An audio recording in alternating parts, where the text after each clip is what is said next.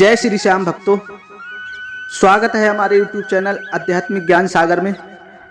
आज हम आपके लिए खाटू श्याम से जुड़ी हुई एक सच्ची घटना के बारे में बताएंगे।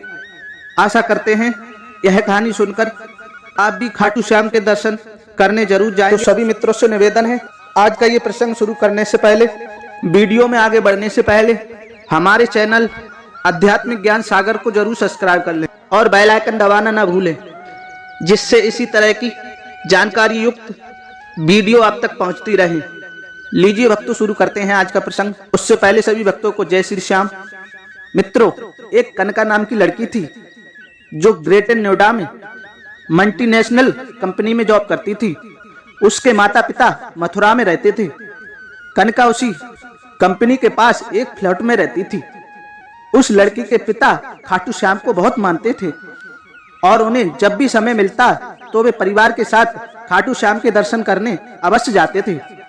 और वह लड़की सुबह शाम खाटू श्याम जी की पूजा किया करती थी। कनिका के माता पिता मथुरा में रहते थे, इसलिए वो खाटू श्याम से यही प्रार्थना किया करते थे, हे बाबा हमारी बेटी की रक्षा करना। और उस लड़की को काफी समय तक जॉब करते हो गया था। उसे जब भी छुट्टी मिलती थी वह अपने माता पिता से मिलने चली जाती थी। कुछ समय बाद उस लड़की के माता पिता ने हरिद्वार जाकर गंगा नहाने का निश्चय किया। उन्होंने अपनी बेटी से पूछा। ऑफिस में ज्यादा काम होने के कारण उनकी बेटी ने कह दिया, आप दोनों चले जाइए, मुझे छुट्टी नहीं मिल पाएगी। कनिका के माता पिता हरिद्वार चले गए और उधर कनिका ने पूछा कि मेरे माता पिता हरिद्वार गए हैं, मैं फोन करके पूछती हूँ। उस लड़की ने कई एक बार फोन करके पूछा। उधर उसके माता पिता ने अच्छी तरह भली भांति स्नान करके और रात में मथुरा की बस में बैठ गए। इधर कनिका ने सोचा मेरे माता पिता हरिद्वार से वापस आ गए होंगे, तो उन्होंने फोन लगाया तो उनके माता पिता का फोन स्विच ऑफ जा रहा था और वह सोचने लगी कि पापा ने घर पहुंचकर मुझे फोन भी नहीं किया। कुछ समय बाद उसने उसके पापा के पड़ोस में रहने वाले व्यक्ति का फोन लगा के कहा कि आप मेरे घर चले जाओ और मेरे पापा से बात करा दो। तो पड़ोसी ने बताया कि बेटा आपके मम्मी पापा तो यहाँ आए ही नहीं हैं, आपके घर पे तो ताला लगा हुआ है। और उस लड़की को चिंता होने लगी। उसने कुछ समय इंतजार किया और वह घर पहुंच गई। वहां उसने इंतजार किया पर दोपहर तक उसके माता पिता नहीं आए। शाम को वह पुलिस स्टेशन जाकर अपने माता पिता की फोटो दिखाकर और पुलिस वालों को सारी बात बताई। तभी वहां के इंस्पेक्टर ने बताया कि हरिद्वार से आने वाली एक बस का रास्ते में एक्सीडेंट हो गया है। उन्होंने कहा आप रुड़की के अस्पताल चले जाइए, वहीं ये एक्सीडेंट हुआ है। और वह लड़की वहीं रोने लगी। तभी उसके साथ एक अंकल उसे समझाने लगे, रात बहुत हो चुकी है, आप सुबह वहां चले जाना और वहां 5 बजे हम भी तुम्हारे साथ चलेंगे।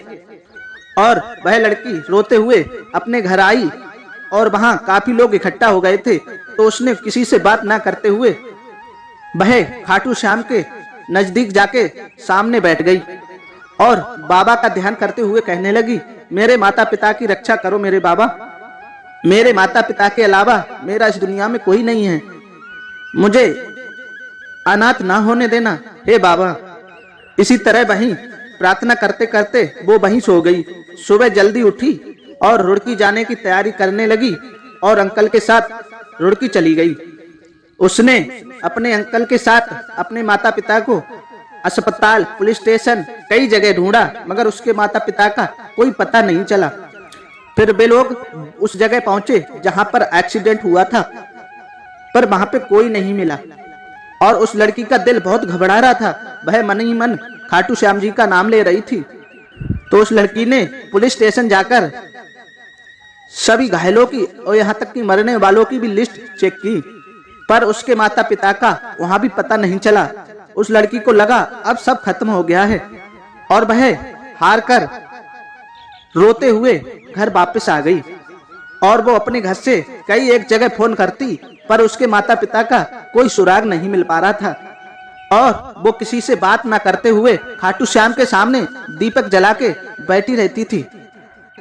उसके घर में बहुत से रिश्तेदार आ चुके थे जो उसे संभाल रहे थे, और वह किसी से बात न करते हुए सारा दिन खाटू श्याम के सामने बैठी रहती थी। इसी तरह कई एक दिन बीत गए। काफी दिन होने के बाद एक दिन सुबह को उसके पिता का फोन आया कि वे मथुरा स्टैंड पर बैठे हुए हैं और उन्होंने कहा कि तुम गाड़ी लेकर आ जाओ, यहाँ कोई सवारी नहीं है। अपने अंकल के साथ बस स्टैंड पहुंची। वहां उसके माता पिता बैठे थे और वह लड़की उन्हें अपने घर ले आई। तब उनके माता पिता ने बताया कि उन्हें भी चोट लगी थी और वे बेहोश हो गए थे। जब मेरी आंख खुली तो मैं एक फ्लैट में था। एक भले से व्यक्ति मेरी सेवा कर रहे थे। जब हम ठीक हुए तो हमने देखा उस फ्लैट में इत्र की खुशबू रहा करती थी। जब हमने उनसे पूछा तो उन्होंने बताया कि वह खाटू श्याम की पूजा किया करते हैं और वे इत्र लगाते हैं, उसी की खुशबू है। हमने कई बार उन्हें खाटू श्याम के मंदिर के सामने पूजा करते हुए देखा था। हमने तुम्हें फोन करने की कोशिश की मगर हमारा फोन काम नहीं कर रहा था। कल रात उन्होंने हमें मथुरा की बस में बिठा दिया और हम यहाँ आ गए। वह लड़की बहुत खुश थी। उसके माता पिता घर आने के बाद बधाई देने वाले बहुत से लोग वहां जमा हो गए। जब कुछ फुर्सत मिली तो उस लड़की ने कहा, पापा हमें उन अंकल से मिलना चाहिए, मैं उनका शुक्रिया करना चाहती हूँ। हम कल उनसे मिलने जरूर चलेंगे। अगले दिन उसके माता पिता और वह लड़की रुड़की में उसी फ्लैट के पास पहुंच गई। वहां वह भी उसी फ्लैट में जाने लगे। तभी गार्ड ने रोका तो उस लड़की ने जवाब दिया, हमें तीसरी मंजिल पर रहने वाले अंकल से मिलना है। तब गार्ड ने जो जवाब दिया वह अद्भुत था। उसने कहा, यह बिल्डिंग तो पिछले 1 साल से खाली है, यहाँ कोई ही नहीं रहता। तभी उस लड़की ने अपने पिता से पूछा, आप गलत जगह तो नहीं ले आए? तभी उसके माता पिता ने कहा, नहीं बेटी, हम तो इसी बालकनी में बैठकर यहाँ का सारा नजारा देखते थे। उस लड़की ने ज्यादा आग्रह गार्ड से किया तो वहां जाकर देखा कि वहां तीसरी मंजिल पर कोई नहीं था। जब उस लड़की के पिता ने वह कमरा खोला जहां खाटू श्याम का मंदिर था तो उसमें खाटू श्याम का मंदिर था और वहां इत्र की खुशबू आ रही थी। तभी उस लड़की को विश्वास हो गया और वह कहने लगी, पापा आपकी सेवा खुद खाटू श्याम ने की है और आपको नई जिंदगी दी है। वे खुद आपका सहारा बनकर यहाँ रहे थे। और वे तीनों की आंखों से आंसू बहने लगे और उस दिन से उनका श्याम बाबा पर और ज्यादा विश्वास बढ़ गया। हे खाटू श्याम जी, अपने भक्तों पर सदा ही आशीर्वाद बनाए रखना। जी हाँ मित्रों, इसी के साथ ये हमारा प्रसंग पूर्ण होता है। आशा करते हैं खाटू श्याम से संबंधित यह अद्भुत कहानी आपको जरूर पसंद आई होगी। वीडियो अगर अच्छी लगी हो तो वीडियो को लाइक करें, कमेंट करें और कमेंट में लिखें जय श्री श्याम। मिलते हैं अगली वीडियो में नई जानकारी के साथ। जय श्री श्याम।